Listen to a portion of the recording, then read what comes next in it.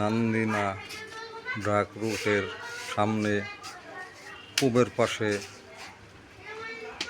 এক কলোনির বাসায় বিয়ের রান্না করা হচ্ছে।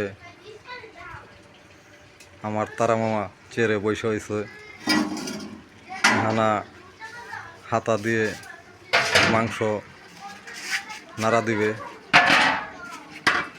আমার তারা মামার জন্য সবাই দোয়া করবেন।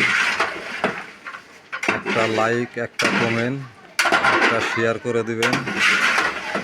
আর আমি মোহাম্মদ লাল মাহমুদ বলতাছি, খরখরিয়া দক্ষিণ পাড়ার মকবুলের ছেলে। আমিও বাবুরচিগিরি করি। আমরা মামা বাগনে দুজন